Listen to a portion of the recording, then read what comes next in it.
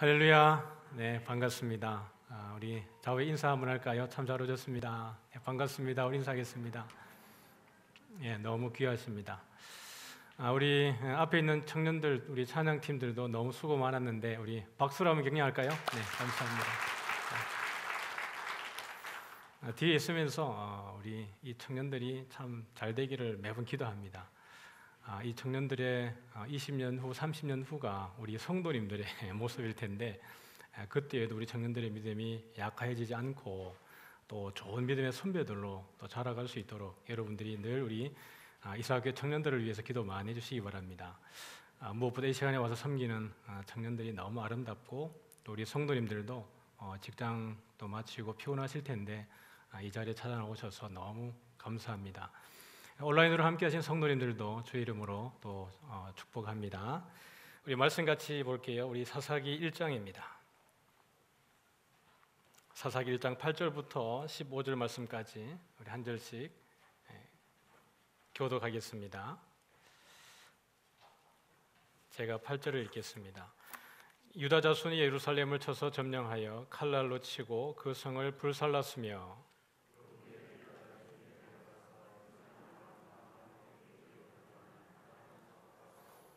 유다가 또 가서 헤브론에 거주하는 가나안 족속을 쳐서 세세와 아히만과 달메를 죽였더라. 헤브론의 본 이름은 기럇 아르바였더라.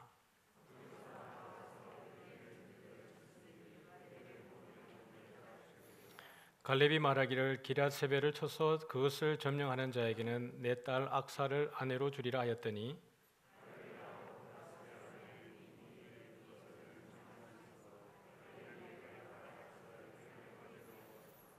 악사가 출가할 때에 그에게 청하여 자기 아버지에게 밭을 구하자 하고 나귀에서 내리매 갈렙이 묻되 내가 무엇을 원하느냐 하니 이르되 내게 복을 주소서 아버지께서 나를 남방으로 보내시니 샘물도 내게 주소서 하매 갈렙이 윗샘과 아랫샘을 그에게 주었더라. 아멘.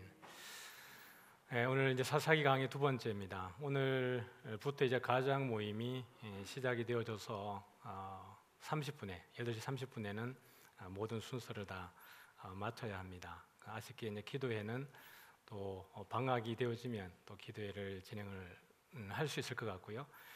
나머지 시간들에 여러분들이 기도의 자리들을 잘 찾아 나오시면 좋겠습니다. 새벽 기도회라든지 또 여러분의 일상 가운데에 기도를 통해서 하나님의 그 놀라운 일들을 누렸으면 좋겠어요. 새벽 기도를 준비하면서 바울의 그 전도 여행, 선교의 그 여정들을 보는 가운데에 저를 이렇게 돌아보는 시간들을 오늘 좀 가졌습니다. 바울이 고린도에 가서 그 어려운 가운데 복음을 전하는 중에 하나님이 바울에게 환상 중에 나타나서 두려워하지 말아라. 너를 대적할 자가 아무도 없고 내가 너를 지킬 테니까 너는 담대하게 말을 선포해라. 이 본문을 보는 가운데에 하나님께서 저에게 역사하셨던 그 시간들에 대해서 잠시 추억을 해보았습니다. 저는 불신자였다 그랬죠. 불신자였고 처음에 하나님의 은혜로 교회 나갔을 때 진짜 아무것도 몰랐죠. 교회 문이 딱 열어지는 순간 그게 천국이었습니다.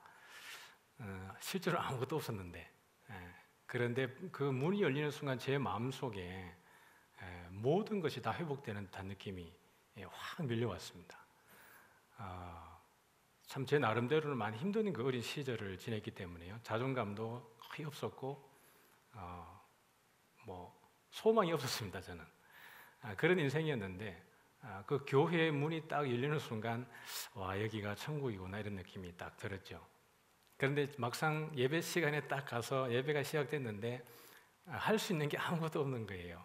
예배를 어떻게 드리는지 순서가 뭔지 아무것도 모르니까 옆에 사람이 무릎 꿇으면 같이 무릎 꿇고 옆에 사람이 편하게 앉으면 같이 편하게 앉고 그런데 이제 성경을 딱 찾는 시간에 목사님이 성경을 딱 펼치라 그랬는데 신약 성경 어디라고 딱 한 거예요.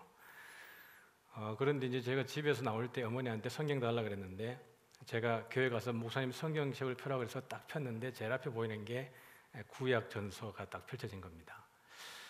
그래서 제가 딱 덮었죠. 신약 전서는 없구나. 그러고 이제 딱 덮어놓고 이제 옆에 사람 성경을 같이 좀 이렇게 봤습니다. 보고 예배드리고 이제 집에 와서 이제 어머니한테 얘기했죠. 아니, 성경을 주면 신약까지 같이 주든가 구약만 주면 나보고 어떻게 하라고. 그랬더니 이제 어머니가 딱 펼쳐보니까 그 뒤에 신약 전서가 이렇게 붙어 있는 거죠. 근데 아무것도 모르고 이제 신앙생활을 시작을 했습니다. 그런 가운데 하나님이 저에게 제가 판단할 때는 그냥 저를 쓰시기에 좀 급하셨던 것 같습니다. 그래서 어릴 때부터 예수님을 처음 믿었을 때부터 저도 나름 이제 환상도 좀 봤죠. 환상도 보게 하시고 또 음성도 듣게 하고. 그런데 제가 살아오면서 이 목회를 하고 또 이렇게 신학을 해가는 과정 속에 그런 것들을 제가 의도적으로 좀 이렇게 자꾸 뒤로 밀어놓은 것을 최근에 이제 사도행전을 이렇게 강의하는 가운데에 좀 느꼈습니다.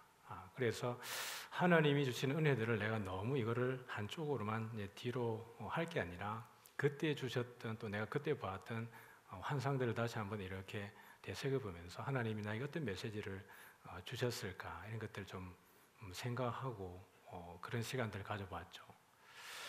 그래 보니까 하나님이 저라는 사람을 쓰기 위해서 인텐시브 코스로 그냥 정상적인 시간으로 가면 참 오래 걸렸을 텐데 그런 것들을 통해서 빠르게 하나님 앞에 헌신하도록 그렇게 저를 쓰신 것 같습니다.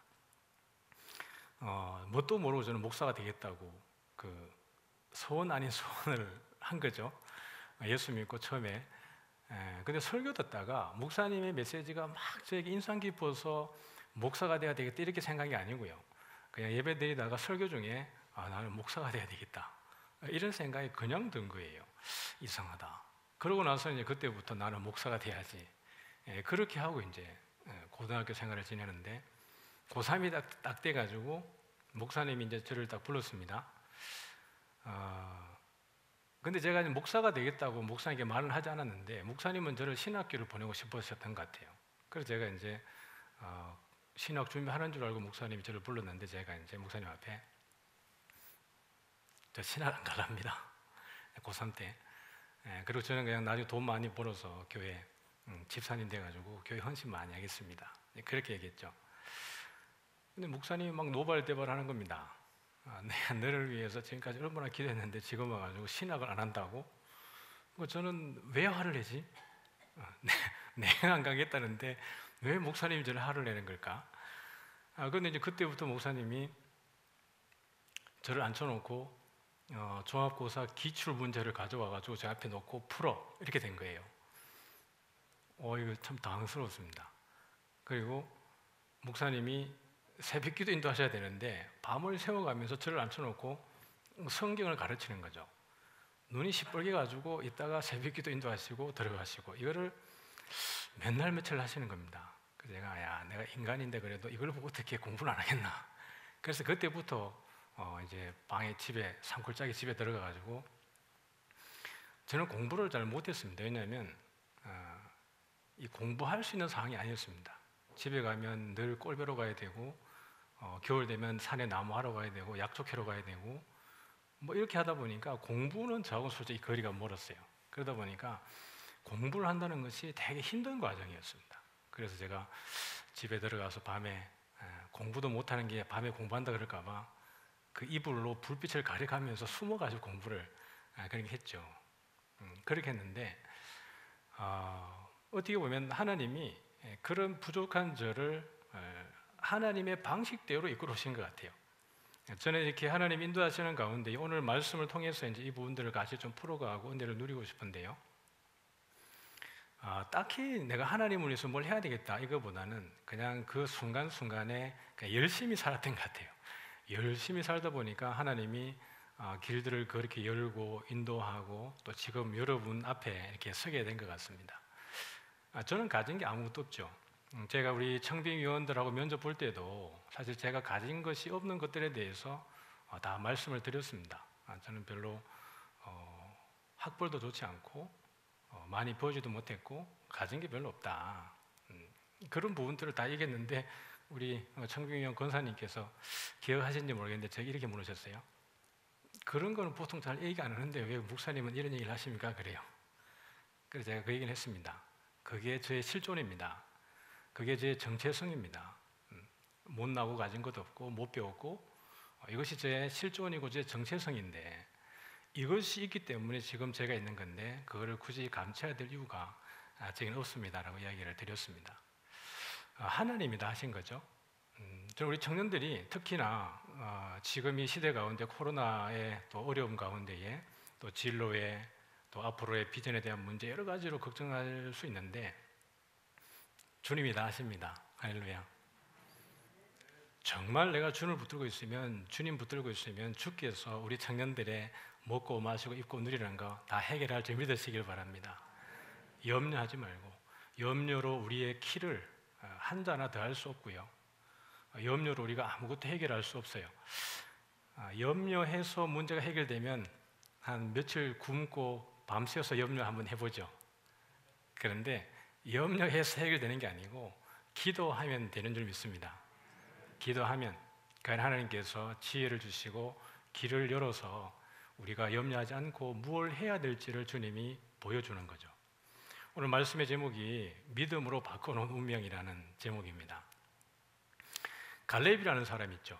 오늘 말씀 보면 이제 제일 처음 질문이 이제 여호수아 죽고 난 이후에 하나님 누가 올라가서 이 땅을 정복을 합니까? 그랬더니 하나님이 유다가 올라가라 이렇게 얘기했어요. 유다가 올라가면 내가 그 땅을 그들에게 주었다 이렇게 합니다. 그들의 손에 넘겨주었다 이렇게 사사기 1장 2절에 시작을 해요. 이 말은 사실 사사기 전체의 소론과도 같은 거죠. 무엇이에요? 내가 이미 이겨놓았다. 내가 먼저 싸워서 다 이겨놓았으니까 너희들은 어떻게 하라는 거예요? 나가서 싸우면 된다는 거예요.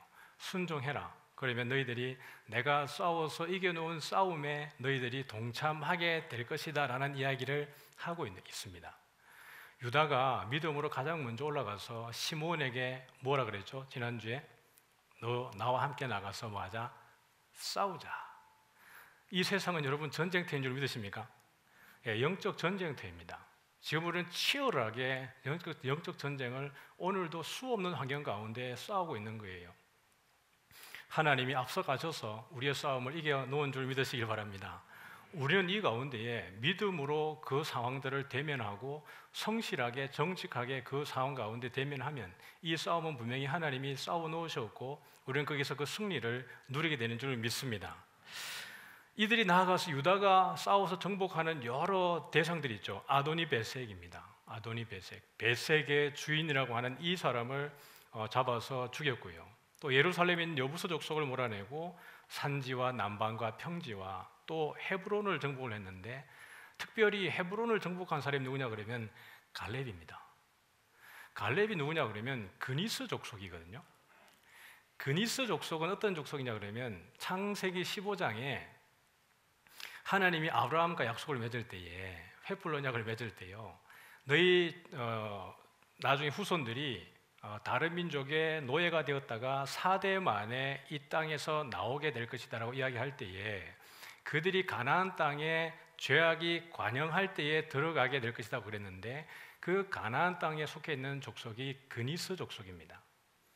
그러면 그니스 족속은 하나님의 언약 가운데에서는 어떤 지파냐 그러면 가나안 땅에서 심판당해야 되는 족속입니다.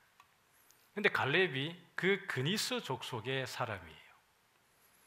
근데 이 사람이 어떻게 지금 여기 이 사사기에 들어와서는 여호수아에도 그러지만 땅 분배를 할 때 유다 지파의 우두머리, 지도자가 되어져 있습니다. 민수기 14장 가보면 그 가나안 땅 정탐을 가죠. 가나안 땅 정탐을 갈 때에 유다 지파의 대표가 누구예요? 갈렙입니다. 12명이 딱 갔는데 10명이 가서 야 우리는 저기에 비하면 메뚜기에 지나지 않는다 이렇게 말합니다. 너무 큰 거기 거인족들이 살고 있고 그들의 요새는 너무나 탄탄해서 우리가 들어가면 그냥 그들의 밥이 되고 말 것이라고 이야기를 하는 거예요. 그래서 그들의 마음이 상했고 그 10명의 지도자들 때문에 이스라엘 온 백성의 마음이 상하기 시작했습니다. 울었어요. 하나님이 화가 나셔서 그 40일의 정탐 기간에 하루를 몇 년으로 계산한 거예요? 1년으로 계산해서 40년을 광야에 돌게 만들어 버리는 겁니다. 그런데 거기에서 유독 두 사람이 믿음의 고백을 하는 거예요. 여호수아와 누구죠? 갈렙이에요. 그런데 이 갈렙의 고백을 성경이 어떻게 말하고 있냐 그러면 그가 성실한 마음대로 보고했다 이렇게 합니다. 성실한 마음. 믿음의 눈으로 보고 믿음으로 본 그것들을 그대로 있는 그대로를 이야기하는 거예요. 자기 해석 집어넣지 않고. 봤더니 하나님이 그들을 어떻게 해요? 오히려 가나안 땅에 있는 백성들을 야 우리의 밥으로 주셨는데, 그리고 그 불평하는 사람들을 대항해서 그 마음이 상한 백성들에게 오히려 그렇지 않다, 하나님이 우리와 함께 한다라고 이렇게 이야기를 하는 겁니다. 그러고 난 이후에 모세에게 그 얘기를 하는 거죠. 이 헤브론 산지를 나에게 달라고. 헤브론 산지에 누가 있었습니까? 아낙 자손이 있는 거예요. 그인족 속에 있고, 헤브론은 그 자체가 요새와 같고 완전 튼튼한 산성입니다. 아무도 침범할 수 없을 것 같았는데 갈렙이 그 산지를 자기에게 달라는 거예요. 가나안 땅에 딱 들어갔을 때 여호수아에게 하는 이야기가, 내가 광야에서 그 모압 평지에서 모세가 얘기했던 것처럼 이제 내 나이가 85세지만 아무것도 아닙니다. 내가 이 산을 정복할 테니까 이 땅을 나에게 주십시오라는 거예요. 85세인데 내가 아직도 전쟁에 나가기에 젊다는 거예요. 그러면서 이 헤브론 산지를 달라고 하는데, 헤브론 산지에 세세와 아히만과 달메라고 하는 큰 거인들이 살고 있는 겁니다. 그렇죠. 우리 이미 민수기에 들어가 보면 민수기에도 세세와 아히만과 달메가 등장을 하고, 여호수아에도 등장을 하고, 사사기에도 등장을 합니다. 아니, 이 사람은 수명이 1000년이나 되나? 아주 길게 있는 것 같죠. 그러고 보면 이 세세와 아히만과 달메라고 하는 것은 하나의 가문이겠죠. 예를 들면 아비멜렉이 블레셋의 왕을 호칭하는 칭호인 것처럼, 어찌 보면 셋의 가정, 지파, 그 다음에 아히만의 가문, 그 다음에 달메의 가문, 이 가문이 지속적으로 그 땅에 머물러 있었던 듯합니다. 어떤 자긍심을 가지고 말이죠.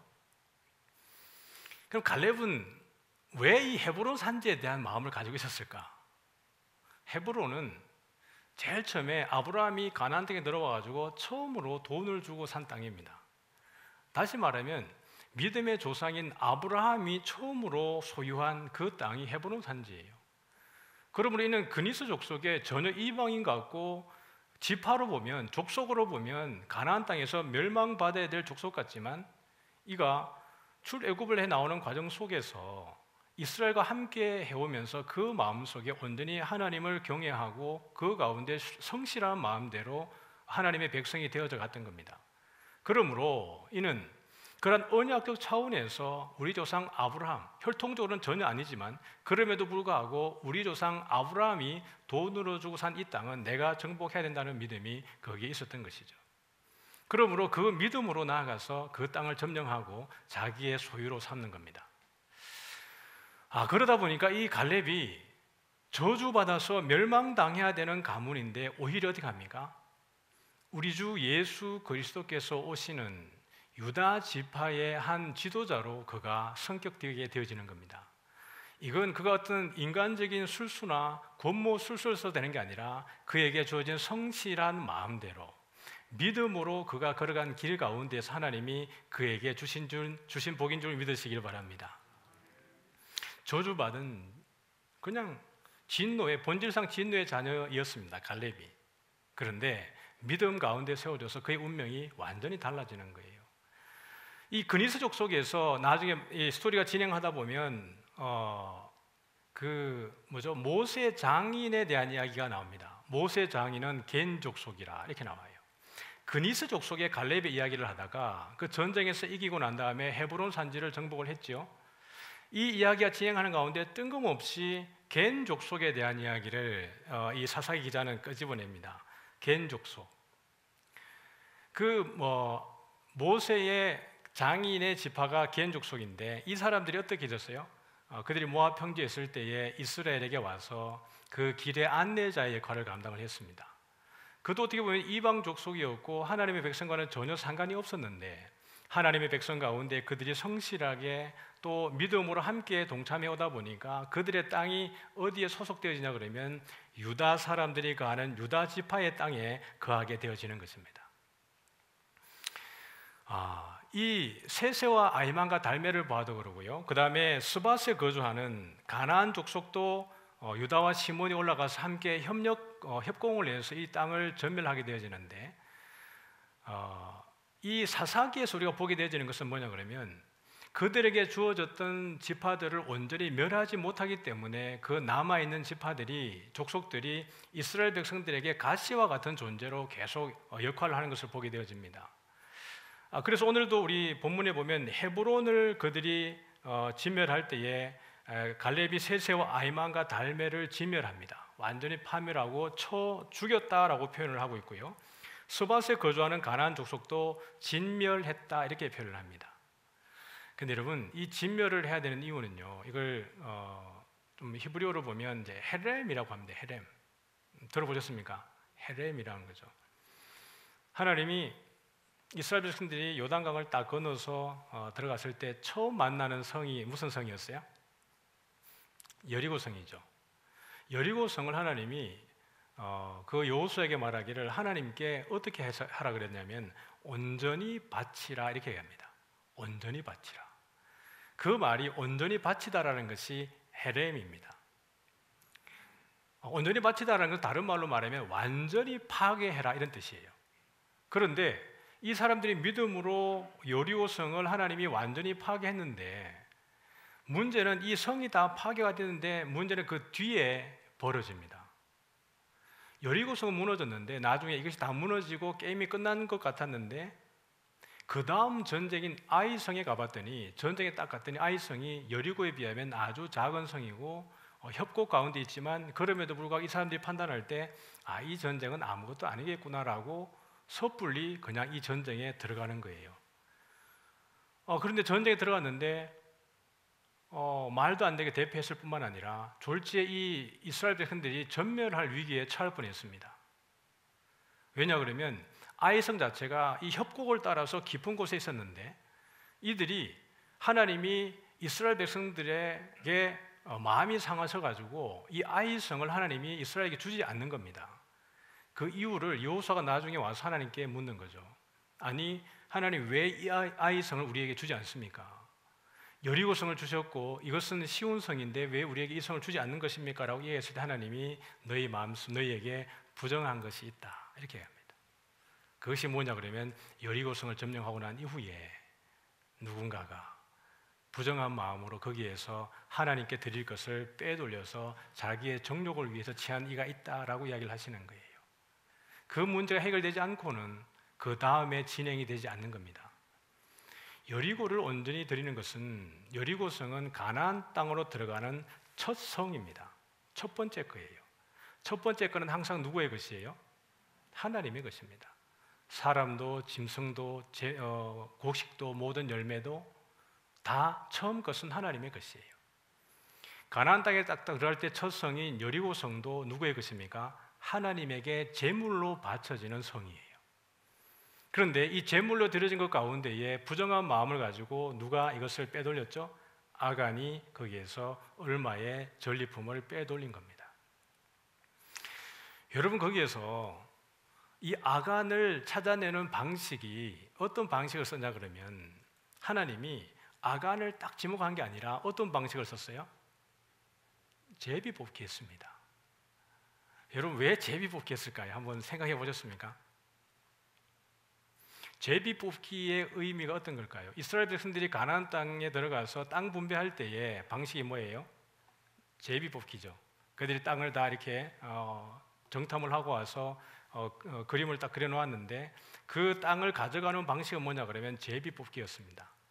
왜 하나님은 제비뽑기를 하게 했을까요? 제비뽑기는 여러분 점치는 겁니까? 아니죠. 제비뽑기는 여러분 점치는 게 아닙니다. 제비뽑기의 본질적 의도가 어떤 것이에요?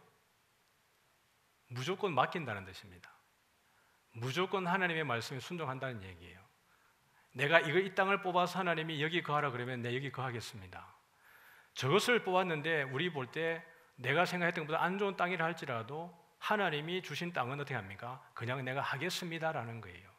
그런데 지난주에 우리가 이 사사기 할 때 말씀드렸지만 하나님이 주신 땅인데 순종하지 않고 자기 마음대로 이 몫을 버리고 다른 데로 간 지파가 있었죠. 어디였습니까? 단 지파예요. 분명히 단 지파를 하나님이 그 제비 뽑기에 가지고 주셨음에도 불구하고 단 지파가 거하는 땅이 엄청 비옥하고 좋은 땅임에도 불구하고 단 지파가 그것을 버렸습니다. 그리고 다른 곳 저 북쪽으로, 이스라엘 가운데 가장 북단에 있는 북쪽으로 자기들의 판단에 의해서 땅을 옮겨버리는 거예요. 단 지파가 있는 땅은 정말 비옥한 땅입니다. 근데 단 지파가 왜 그 땅을 버리게 되냐 그러면 블레셋 지파의 공격이 싫어서 그렇습니다. 그 좋은 땅이 있기 때문에 블레셋 사람들이 와가지고 지속적으로 방해하고 해방하고 공격하는 것이 이것이 싫어가지고 라이스라고 하는 곳에 갔는데 그곳을 선택한 이유는 거기는 전쟁이 없고 평온하더라는 것이 그들이 라이스를 선택한 그 이유입니다. 그들은 전쟁을 싫어했어요. 그래서 하나님이 주신 땅을 버리고 라이스로 가버리는 겁니다. 이것은 하나님이 분배해 준 하나님의 방식을 그들이 거부한 거예요. 그래서 이들이 나중에 가면 어디 없다고요? 요한계시록에 가보면 12지파 가운데에 14만 4천에 들어가는 그 12지파의 명단 가운데 단 지파가 빠져 있습니다. 하나님이 주신 몫을 그가 거부했기 때문에 그래요. 이 아간을 뽑을 때에 제비 뽑기를 선택했다는 것은, 그러면 여러분 진짜 그냥 우리가 그냥 쓸데없는 그냥 좀 추론이지만 이렇게 한번 생각해 보죠. 제비를 이렇게 뽑았습니다.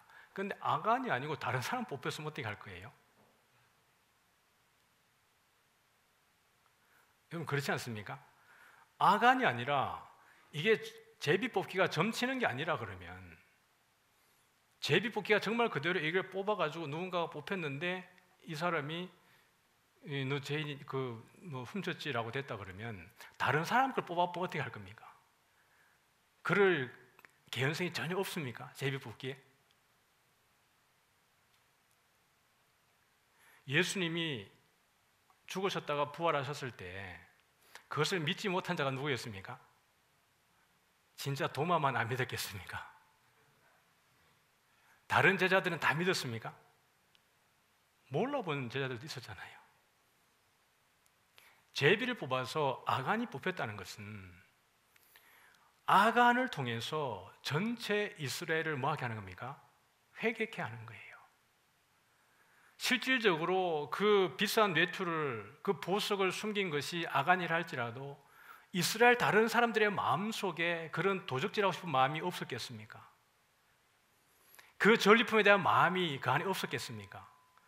아간이 뽑히는 순간, 그 아간이 돌에 맞아서 죽는 그 순간 이스라엘 백성들 가운데에 이것이 누구의 모습과 같겠어요? 자기들의 모습도 똑같은 거예요. 그 제비가 자기에 뽑혔으면 그 사람이 이걸 부정할 수 있었겠습니까? 아니라는 거예요. 누가 뽑혔다 할지라도 그 안에 똑같은 죄악으로 하나님 앞에 심판을 받아야 될 대상이었을 겁니다. 마음으로 지은 죄 때문에라도. 그 죄를 누가 선정하는 거예요? 하나님이 그냥 말씀하시면 내가 아니라고 말할 수 없는 거예요. 의인은 없나니 어떻게 해요? 아무도 없어요. 아간이 뽑혔으니까 아간이 저지른 죄가 드러난 거예요. 만약에 다른 사람이 뽑혔으면 그 사람의 죄가 드러났겠죠. 그러므로 그 죄로부터 자유로울 사람이 아무도 없다는 이야기입니다. 아이고 난 안 뽑혔으니까, 그러면 다른 사람들은 마음은 평안했겠죠. 정말 죄가 없었다 그러면. 그러나 다른 사람들 속에 제비를 뽑을 때에 하나님이 그렇게 얘기했습니까? 예를 들면 비싼 외투를 숨긴 사람과 보석을 숨긴 사람 나와라 이렇게 했습니까? 아니요. 죄를 지은 사람에 대해서 하나님이 지금 뽑아가는 겁니다. 죄가 없는 사람이 아무도 없는 거예요. 그 가운데서 하나님이 그 사람을 뽑아서 진멸함으로 인해서 하나님의 진노가 거기에서 달래지는 겁니다. 이스라엘 백성들이 온전히 회개하고 이 땅은, 가나안 땅은 정결한 마음으로 하나님께 순종하는 마음으로 나아가는 거예요. 그러므로 여리고를 온전히 드림으로 인해서 가나안 전체를 하나님께 예물로 올려드리는 것입니다. 그러므로 이들이 사사기에서 먼저 올라가서 그 성을 점령하고 이 적군들을 점령해 나갈 때에 완전히 온전하게 그들이 전멸하고 파괴하는 것이 하나님이 준 그들에게 미션이에요. 우리가 죄와 싸울 때 어떻게 싸웁니까? 피 흘리기까지 싸우는 거예요. 죄는 그 어떻게 합니까? 더러운 것은 그 이름이라도 어떻게 하는 거예요? 부르지 말라는 거예요. 하나님이 우리에게 주신 그 성령을 주신 이유가 무엇이에요? 우리를 더욱더 정결하게 그리스도의 사람으로 하나님 앞에 담대하게 설 수 있도록 거룩하고 흠이 없고 책망할 것이 없도록 하기 위해서 우리에게 그리스도를 주셨고 성령 하나님의 은혜를 주셨습니다.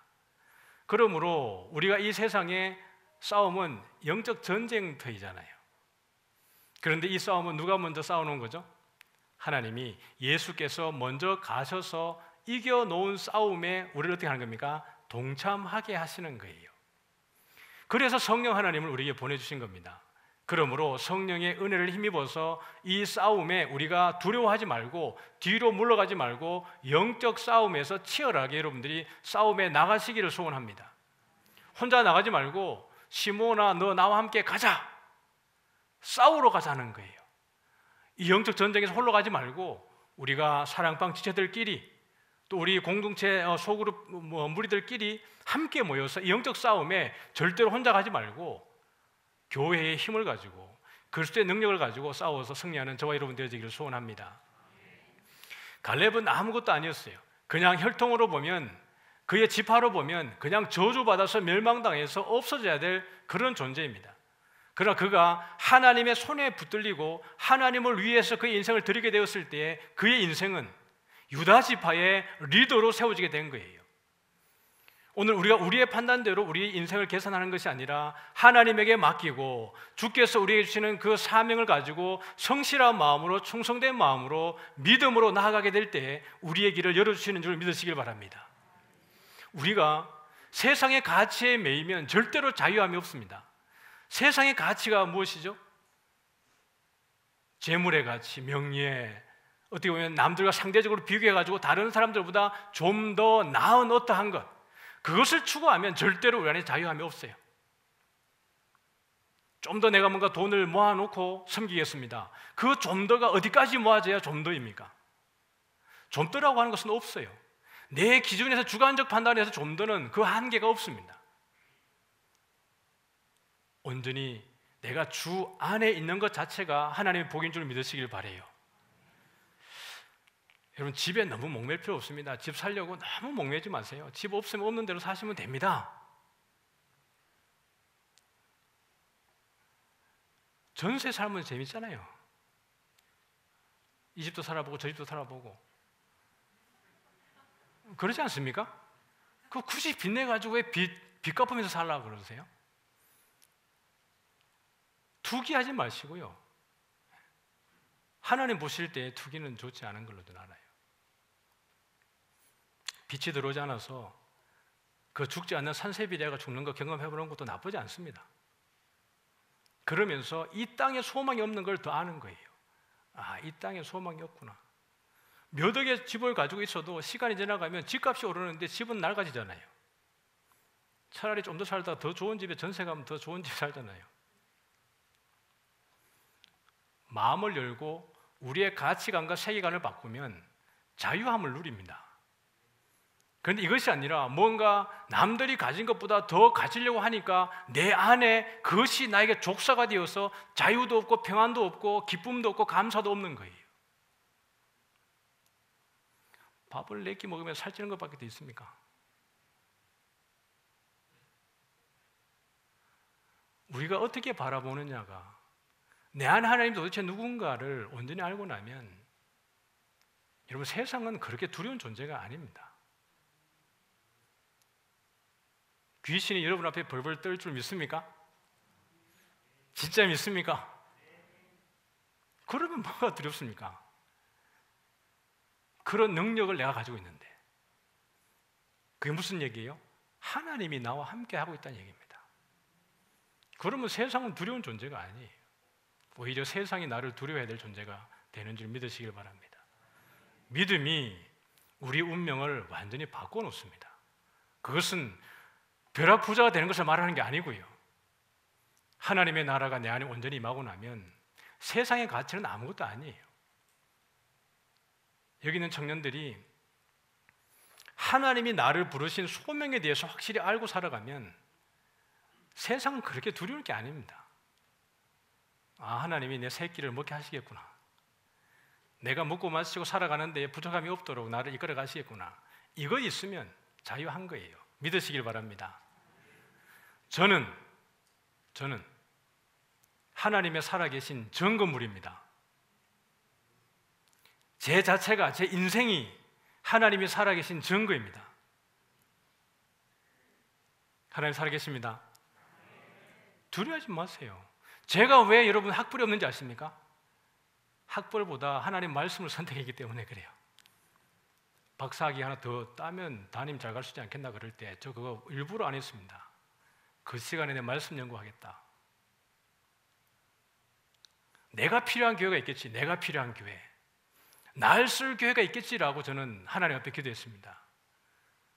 스펙이 필요한 교회가 있을 테고 그냥 말씀에 대해서 준비하다 보면 그것만 필요한 교회가 있겠지라고 하고 저는 의도적으로 그걸 하지 않았어요. 그래서 제 이력에는 쓸 게 별로 없습니다. 근데 기가 막힌 것은 우리 이사학교회가 저를 선택을 했어요. 이게 놀라운 일이에요. 하나님 하신 일 맞습니까?